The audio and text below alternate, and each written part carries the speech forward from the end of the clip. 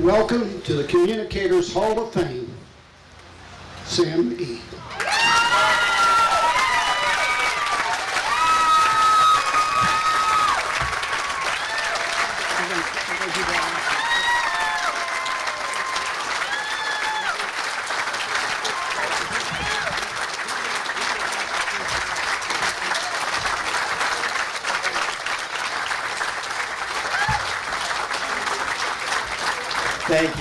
Thank you very much. There's one thing that Roger left out about that elder and the younger.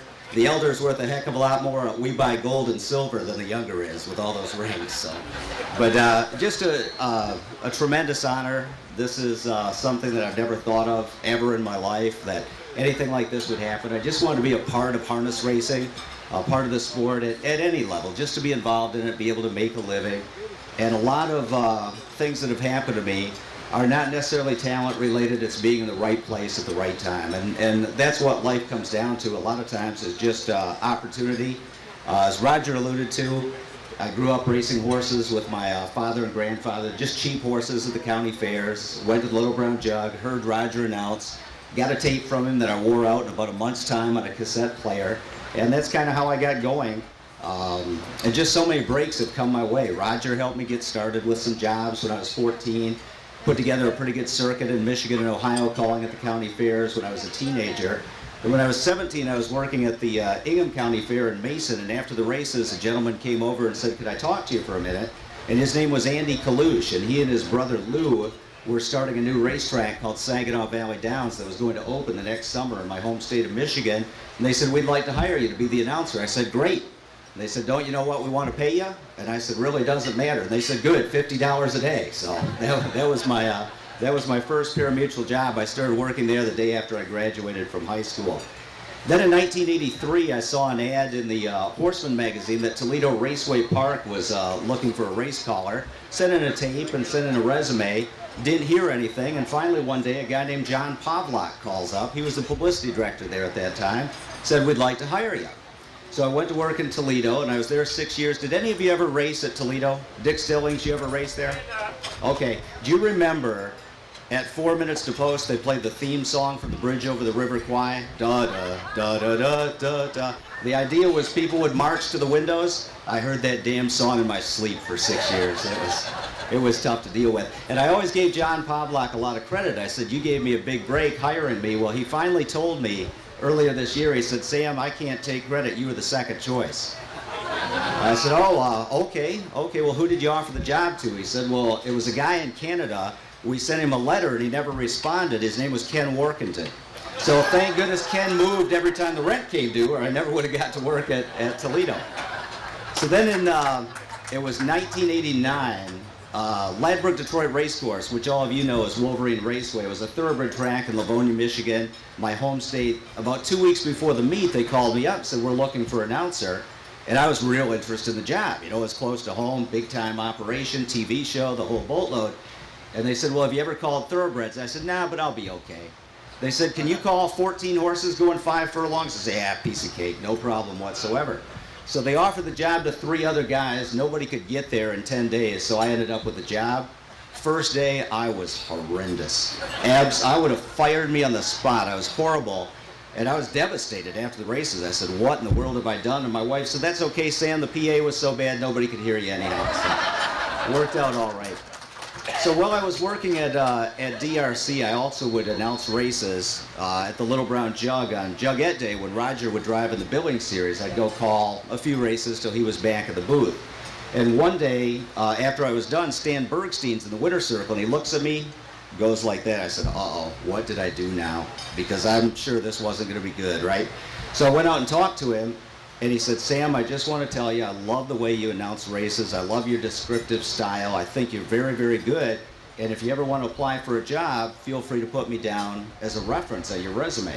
And that was like the coolest thing anybody had ever said to me at that time, coming from Stan Bergstein. So that was a really good deal. So when I was at Ladbroke DRC in 1995, it looked like we might close. We applied for less racing dates. We were not able to get simulcasting up to that point, and Ladbroke had just about had enough. So a bunch of people quit their jobs. It was kind of like the rats getting off the ship while it was sinking. So I went in and talked to the general manager, and I took over the marketing duties, the publicity duties, the simulcasting duties, ran the TV department, called races, and did TV work, and said, you know, you don't have to pay somebody else. I'll make some extra money. We'll see what happens. About 3 months later, full card simulcasting was passed, and I was involved in the startup of that from the ground up, and it was hugely successful. And we had no clue what we were doing, but it's one of the greatest accomplishments that I was a part of ever in my career. The first day we were open, we handled 420,000 on Gulfstream alone, so it was very, very successful and gave me the chance to do a lot of different things that have really helped me as my career has progressed. So we're on, one more thing about Ladbroke DRC, pretty good staff there. I worked with a young man that you might know, Mike Tanner, who now heads the USTA, and a fellow named Damon Thayer, who's actually ran the Breeders' Cup and now is a senator in the Commonwealth of Kentucky. And the man who hired us, a guy named Bob Raymond, is executive vice president of the Detroit Lions now, but he's not in charge of player personnel, so don't blame him for that if you're a Lions fan. But certainly some elite company that I had the pleasure to work with there. So in 1998, my wife and my 3 daughters and I, we were on vacation at Disney World, having a great time, and we get a phone call. It's the general manager of DRC, says, I just want you to know the track has been sold. This is going to be our last year of operation. Didn't want you to read it somewhere at the, you know, in the papers or what have you. I said, okay, I appreciate it. So I'm thinking, oh my goodness, what am I going to do now? I've got 1 more year to work, and then I've got to find a job. We get home from Florida. There's 5 messages on my answering machine. 3 of them are from Stan Bergstein, who says, call the Meadowlands right away. They need somebody to fill in for John Bothy. He's got laryngitis. Please call Mike Sheehan as soon as possible. There's a message from Mike Sheehan, who was head of broadcasting at the Meadowlands. He said, I've never heard of you. I have no clue who you are, but Stan Bergstein said you're okay, so if you want to work, come on out for a little bit. So my boss at DRC said, well, as long as everything's ready for the opening of our meet, you can go. So I filled in for 2 weeks at the Meadowlands in 1998. That's how I got my foot in the door. And when I came home, I told my wife, I said, I don't care if I have to sack groceries the rest of my life. I get to call races at the Meadowlands. That was a cool deal. So then in 1999 is when John Bothy had his dispute with the Meadowlands, and I got a call from Mike Sheehan. He said, we'd like you to come out to work for 6 weeks. And I said, yeah, that'd be great. So I worked for 6 weeks. He said, we'd like you to stay for the rest of the meet. And I'm thinking Meadowlands Pace, Hambletonian. Yeah, that'd be great. I'm in. So then I guess about 3 weeks before the Hambo, they offered me a full-time job. And I went to work full-time in October of 1999. And it was a big decision for us and our family to move out there, but you know, it was the opportunity of a lifetime, and it's just worked out so well. It's led into being able to call at the Red Mile, which is my favorite time of year, in Lexington every fall, work at the Little Brown Jug, doing TV work, the horse sales, and just so many other projects that I've been involved with. So at DRC, I worked for Alex Dedoyan. He took over management of the TV department. I guess maybe it was 2002, he got tired of that and became director of simulcasting, so I took over his position. Then in 2007, he wanted to get out of simulcasting, probably because the Breeders' Cup was coming to Monmouth, right, Alex? That's the real reason? So he got a promotion to executive vice president, so I took over his simulcasting job, and now he works for Joe Feraldo, so the promotions are over for me. So no more promotions there. But one of my big passions that we're involved in now is the international simulcasting, sending the Meadowlands signal to Australia, New Zealand, and we're commingling with France on Hambletonian Day this year. They're commingling into our pools, which could really open the doors for domestic import and broaden our product overseas, which is just a huge opportunity. And Alex Dedoyan deserves a lot of that credit because he laid the groundwork with the French for many years. He's been pushing that. So when Tom Charters and I take the bows, if it works after Hambletonian Day, Alex deserves a little credit for that as well. The other thing that I think everybody should realize, there's no I in team, and I think Bob Hayden would tell you this too, that he and I wouldn't be here today if it weren't for our colleagues Dave Brower and Ken Workington, who are both here tonight. And they're both network quality broadcasters. They've proven it over and over, and both of them deserve to be in the Hall of Fame as well, in my opinion. And the 4 of us, when we were working together, when the Meadowlands was rolling, I don't think you could find a better broadcast team in harness racing then, or maybe in harness racing history. And it's always been a lot of fun. And believe me, we have 4 different personalities. We don't hang out away from the track, but we sure have had fun working together.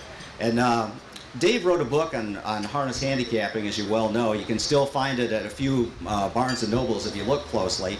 So Ken Workington wanted to watch the Elite Lop one day, calls up Dave, says, listen, can I have your account for your account wagering thing so I can watch the video stream? Dave says, yeah, but there's only 72 cents in my account, don't bet. And Ken says, maybe you ought to read your book. I thought that was a pretty good line. And now I've got to tell you a little bit about Hollywood Hayden. This guy, I am happier for him to get into the Hall of Fame than me, and believe me, I'm pretty happy about me too, but he really deserves it. He's just a pleasure to work with. He's either a genius or a madman. I haven't decided which with all the stats. But Holly will make a bet once in a while, in case you didn't know this, and we're doing the Racing for the Meadowlands show on a Saturday, and it was the year Ron Pierce won everything in sight. What year was that, Holly? 2004? Doesn't remember. Yeah, he doesn't remember. Holly makes a bet on Ron Pierce in the last race, and Ron Pierce gets away for it, tips out, tries to brush, gets rebuffed, and Holly's going, race these horses, what's going on here? Ron Pierce, and he looks at me, he goes, the only bad drive Ron Pierce has made this meet, and I'm in on it. Then it got more colorful from there. And I was just about splitting a gut, laughing so hard. And needless to say, Holly's horse didn't win, and he wasn't happy. So we finished the show, we walked down the hall back to publicity. Who walks by us? You guessed it, Ron Pierce. Holly looks at him and goes, how you doing, Ron? Good to see you. And just kept right on walking. So he separates betting from professionalism, that's for sure. Also, I'd just like to recognize somebody who was always a good friend of mine. He's become a great friend of mine, and that's Larry Letterman, who's here with us this evening. You all know the story. He's battling brain cancer, has a malignant brain tumor. And when I found out, I said, you know what, I'm going to call Larry every week and just talk to him, shoot the breeze a little bit. It's gotten to where we talk to each other about 5 days a week, and he ends up making me laugh and lifting up my spirits. And Larry, you're an inspiration for everybody. Proud to have you as a great friend. You're a great man. And now, in closing, which Peter Koch told me last night, he says, Sam McKee, you know what a crowd likes? A short speech. So we're just about done, Pete. Anyhow, I'd like to introduce everybody at my table. My wife, Chris McKee. We've been together for 34 years. And I use this line in Florida, but it's worth repeating. I called her when I found out I got elected in the Hall of Fame. I said, you're not going to believe this. I got into the Hall of Fame. She said, honey, that's great. And the best thing is you're still alive. That was great.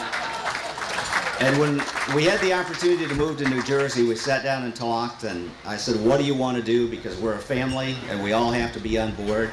She said, I'm scared to death to leave Michigan and the family, but if we don't do it, we'll always wonder. And thanks to her support, we made the move, and it's worked out great. So, our oldest daughter is here. She's 23 years old. Her name is Megan. She was New Jersey Equestrian of the Year in 4-H, went to public speaking for 4-H Nationals 2 years in a row, so the fruit didn't fall far from the tree. Graduate of the University of Kentucky, lives in Chicago, where she's a graphics artist for the YMCA. And then we have her twin sisters, our twin daughters, both 22 years old, of course, Melissa and Lindsay. And Melissa was born 32 seconds first before Lindsay, so we'll talk about her first. And she too was Equestrian of the Year, excellent with show horses, showed paints, just an excellent rider. 4-time all-conference cross-country in high school, had 3 torn labrum surgeries, which sidelined that running career. That's 2 more than A-Rod had, by the way, if you're keeping count.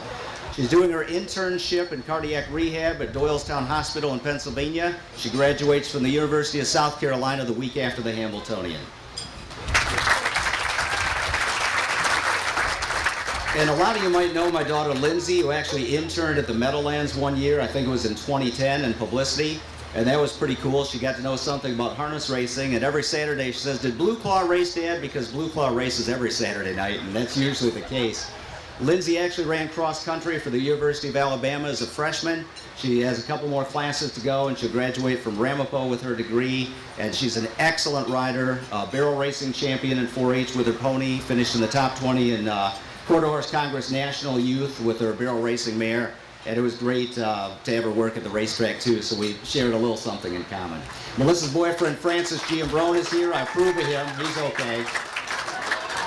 My mother-in-law Pat Wilson and her friend Keith, and she used to race horses, beat me at the county fairs when driving, which you know that.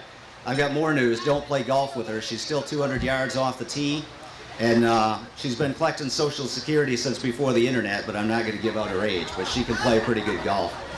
My best friend Don Nikam is with us tonight. He trains a public stable at Showplace Farms. We've been friends since we were teenagers in Michigan. Well, actually, I was a teenager. You can tell looking at him, he's obviously much older than I am. We've had horses together. He's the most loyal friend and the best friend a person could ever have.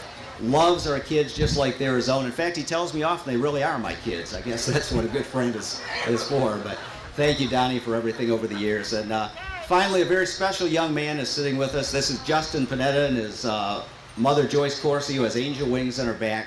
Justin is the biggest fan of announcers you've ever met. He knows every announcer at every track, when they work, who worked there before him, who worked there after him, just really into it. So he says to me one day, "Who's announcing on my birthday?" I said, "Ken Workinen." "Who's announcing on the Meadowlands Space?" I said, "Me." He said, "Who announced at Tioga August 27th?" I said, "I think that was Roger Houston." He goes, "No, it was you." So he knows more about what was happening than I do. But thank you so much for a great honor. It's just a thrill to be a part of the sport. Thanks for your time. Appreciate it.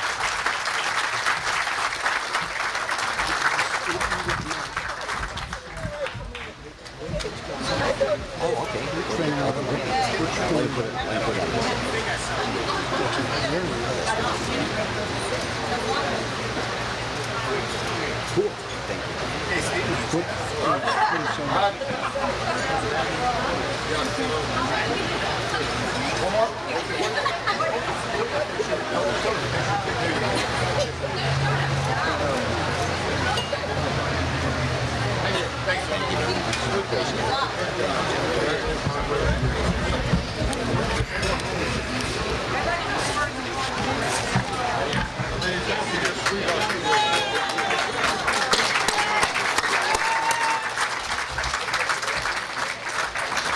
Now would you